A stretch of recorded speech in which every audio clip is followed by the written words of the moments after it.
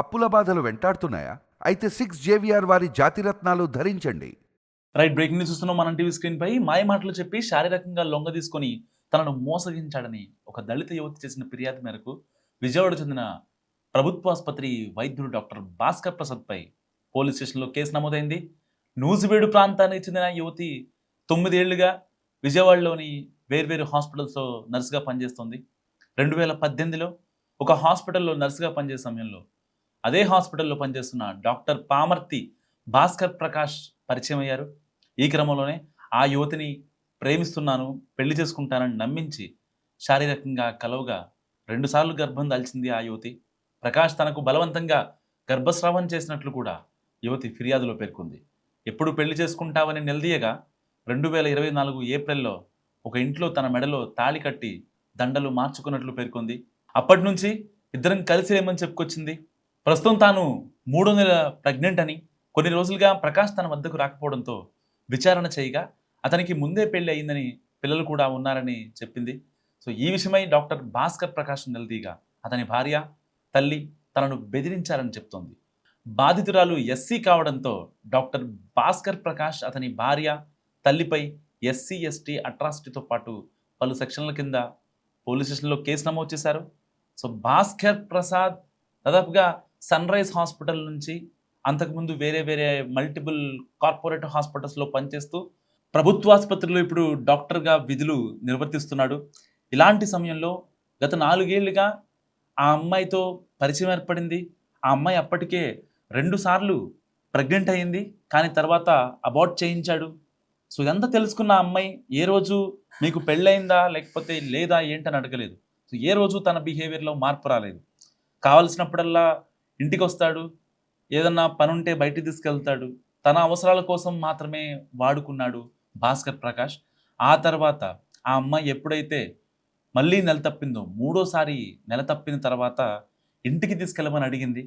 So ఎట్టి పరిస్థితుల్లో మా అమ్మ వాళ్ళకి తెలిస్తే బాగోదు అని చెప్పి ఆయన ఒక ఇంట్లో ఏదైతే ఆ అమ్మాయి రెంట్కుంటుందో హైదరాబాద్ లబ్ధిపేటలోని, ఆ యొక్క ఇంట్లో ఆ అమ్మాయికి జస్ట్ దండలు మార్చి ఒక పెళ్లిగా చిత్రీకరించే ప్రయత్నం చేశాడు. ఎందుకంటే ఆ అమ్మాయి ఒక దళిత మహిళ.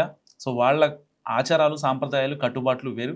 అండ్ ఇతను ఒక హిందూ. సో ఆచారాలు, కట్టుబాట్లు వేరు. కాబట్టి ఏం చేయాలో అర్థం కానటువంటి సిచ్యువేషన్. అండ్ ఆ అమ్మాయి ఎప్పటి నుంచో ఇప్పటికే 2 సార్లు అబార్ట్ చేయించుకుంది. సో ఏం చెప్తే ఏమనుకుంటుందో, ఒకవేళ ఆ అమ్మాయి ఏమన్నా చనిపోతే లేనిపోని గోల అవ్వద్దు అనుకున్నాడో ఏమో. సో ఆ 4 గోడల మధ్య 2 దండలతో పెళ్లి చేసుకున్నట్టుగా ఆ అమ్మాయితో నటించాడు. సో నిజంగానే పెళ్లి చేసుకున్నాడు కదా అని ఆ అమ్మాయి కూడా చాలా హ్యాపీగా ఫీల్ అయింది. సో రోజులు గడుస్తున్నాయి, కానీ ఆ అమ్మాయి నిండు నెలలుగా మారుతోంది. సో బేబీ బంప్ కనిపిస్తోంది. అయినా సరే ఎలా ఉన్నావు, టాబ్లెట్లు వేసుకున్నావా లేదా అని చెప్పి ఏ రోజు అడగలేదట. సో ఆ విషయంతో డౌట్ వచ్చిన ఆ అమ్మాయి అయితే ఆ దళిత యువతి సో కాస్త ఎంక్వైరీ చేసింది హాస్పిటల్స్లో. తను చేసిన ఏదైతే హాస్పిటల్స్ మల్టిపుల్ హాస్పిటల్లో ఉంది కదా, సో వాళ్ళకి సంబంధించిన టీంతో మాట్లాడితే డాక్టర్ పామర్తి భాస్కర్ ప్రసాద్కు ఆల్రెడీ పెళ్ళి అయిపోయింది. సో అతన్ని నువ్వెలా మళ్ళీ పెళ్లి చేసుకున్నావు అని చెప్పి చాలామంది తోటి నర్సులు, డాక్టర్లు ఈ అమ్మాయికే గడ్డి పెట్టారు. సో వెంటనే షాక్ అయిన అమ్మాయి ఒక్కసారిగా వాళ్ళ ఇంటికి వెళ్ళింది. వీళ్ళ ఇంటికి వెళ్ళి మరి ఇట్లా నన్ను పెళ్లి చేసుకున్నాడు, మాయ మాటలు చెప్పాడు, నన్ను లొంగ తీసుకున్నాడు, లోపరుచుకున్నాడు అని చెప్తే కనీసం వాళ్ళు ఏమాత్రం పట్టించుకోకుండా నువ్వు దళిత యువతవి అని వాళ్ళ కులంతో దూషించి ఆ అమ్మాయి మనసుని ఇంకాస్త గాయపరిచారు. సో ఎవరికి చెప్పుకోవాలో అర్థం కాని సిచ్యువేషన్. నూజివీడు లాంటి ఒక చిన్న పట్టణం నుంచి వచ్చి విజయవాడలో బతుకు తెరువు కోసం వచ్చింది. ఆ అమ్మాయి బీఎస్సీ నర్సింగ్ చేసింది. సో దాని తర్వాత వెంటనే ఈ యొక్క క్యాంపస్ ప్లేస్మెంట్లో భాగంగా ఆ అమ్మాయి మల్టిపుల్ హాస్పిటల్స్లో చేస్తూ వస్తుంది. సో తెలిసిన ఫ్రెండ్స్ త్రూగా రిఫరెన్స్ తీసుకొని వేరే వేరే హాస్పిటల్స్లో తన శాలరీ పెంచుకోవడం కోసం తన తిప్పలు తన పడుతుంది. సో తనకు వచ్చే డబ్బుల్లో ఆల్మోస్ట్ ఎంతో కొంత ఇంట్లో వాళ్ళకి పంపించాలి. ఆ అమ్మాయి పంపించే డబ్బులతోనే ఆ అమ్మాయి, ఆ యువతి కుటుంబం ఆధారపడి ఉంది. ఇవన్నీ తెలుసుకున్నటువంటి ఈ యొక్క డాక్టర్ పామర్తి భాస్కర్ సో ఒక్కసారిగా తన విశ్వరూపాన్ని ప్రదర్శించాడు. అసలు ఆ అమ్మాయి దగ్గరికి రావటమే మానేశాడు. ఇంతకుముందు ప్రేమన్నాడు, పెళ్ళన్నాడు, నువ్వు లేకపోతే నేను లేనన్నాడు. సో చాలా చెప్పి ఆ అమ్మాయిని లొంగ తీసుకున్న తర్వాత ఇక ఆ అమ్మాయి అప్పటికే 2 టైమ్స్ ప్రెగ్నెంట్ అయింది. సో డాక్టర్ ఫీల్డ్‌లోనే కదా! సో ఎవరో ఒకళ్ళు తెలిసిన వాళ్ళతో అబార్ట్ చేయించేశాడు. సో అది మరి ఫస్ట్ మంత్‌లో అయిందా? సెకండ్ మంత్‌లో, థర్డ్ మంత్‌లో అనేది ఆ అమ్మాయి ఇంకా వివరాలు పోలీసులకు చెప్పలేదు. బట్ తన దగ్గర అన్ని ప్రూఫ్సే ఉన్నాయని చెప్తోంది. మరి ఇలాంటి డాక్టర్స్‌ని, సైకో డాక్టర్‌లని ఏం చేయాలసల? మస్ట్‌గా కామెంట్ చేసే ప్రయత్నం చేయండి. ఎందుకంటే ఒక పక్క వాళ్ళు పెళ్లి చేసుకొని వాళ్ళ పచ్చని కాపురం ఎలాంటి చెదరకుండా చూసుకుంటూనే ఇలాంటి దళిత యువతుల్ని, లేకపోతే ఒంటరిగా ఉండే మహిళల్ని టార్గెట్ చేస్తూ ఉంటే నిజంగా సమాజం ఎడిపోతుంది. డాక్టర్ అంటే మనం ఎంతో వాల్యూ ఇస్తాం. మన ప్రాణాలు కాపాడాల్సినటువంటి డాక్టరే ఇలాంటి పాడు పనులు చేస్తుంటే, ఒక అమ్మాయికి 2 సార్లు అబార్ట్ చేయించాడంటే అసలు వాడు మనిషేనా? ఆ అమ్మాయికి తర్వాత వచ్చే తనకి పర్సనల్‌గా ఇబ్బంది అయ్యే అయితే ఆ హెల్త్ కాన్సిక్వెన్సెస్‌ని అర్థం చేసుకోలేని డాక్టరా వాడు? సో నిజంగా ఏం చేయాలి ఇలాంటి వాళ్ళని?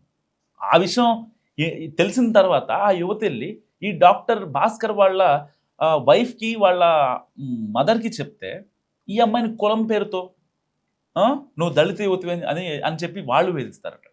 ఇక్కడ కలిసుందాం, ప్రేమించుకుందాం, నిన్ను పెళ్లి చేసుకుంటా, నీతో ఒక లైఫ్ చూస్తా అని చెప్పినటువంటి భాస్కర్ ప్రసాద్ ఇక్కడ ఇలా చేస్తే, అక్కడ వాళ్ళు కులం పేరుతో. అసలు అంటే ఆ అమ్మాయి చేసిన తప్పేంటి? నిజంగా వాడిని నమ్మటమా? అంటే ఈ యొక్క ఈ అంటే ఈ కాలం జనరేషన్ కావచ్చు, లేకపోతే ఈ యొక్క దళిత యువతుల్లో కావచ్చు, సరైన చైతన్యం లేక, లేకపోతే అంటే ఏ అబ్బాయిని నమ్మాలి, ఎవరిని నమ్మాలి, అసలు నమ్మొచ్చా లేదా అనే ఒక చైతన్యం అనేది అమ్మాయిల్లో ఉండాలి వాస్తవానికి. అంటే వాడేదో మాటలు చెప్తున్నాడు, నేను ఎంతవరకు నమ్మాలి, నా ఫ్యామిలీ ఏంటి, నేనేంటి, నా ప్రొఫెషన్ ఏంటి, నేను ఎంతవరకు ఒక స్టెప్ తీసుకోవాలి, నిజంగా ప్రేమన్నాడు, పెళ్ళన్నాడు, అప్పుడు ఇంట్లో వచ్చి మాట్లాడమని చెప్పాలి కదా, అప్పుడే నేను ఇంటికి తీసుకెళ్ళాలి కదా.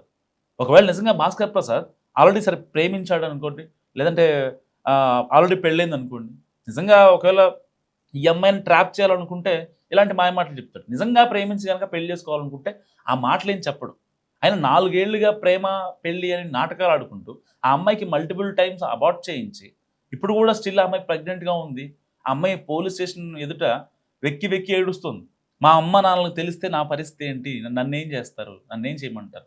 సరే ఒక డాక్టర్తో పెళ్ళి, ఇంకా ఎలాంటి ఇబ్బంది ఉండదు, ఆయన జాబ్ చేస్తారు, నేను జాబ్ చేస్తా, కుటుంబం ప్రశాంతంగా వెళ్ళిపోద్ది, రేపొద్దున పిల్లలైనా వాళ్ళ ఫీజులు, స్కూల్ ఫీజులు అన్నీ ప్రశాంతంగా చూసుకోవచ్చు అనుకునే సిచ్యువేషన్లో ఆ అమ్మాయి ఇప్పుడు రోడ్డున పడింది. ఎవరు ఆదుకోవాలి ఆ అమ్మాయిని? ఇప్పుడు ఆ అమ్మాయి దళిత యువతి కాబట్టి ఎస్సీ ఎస్టీ అట్రాసిటీ కేసు పడింది.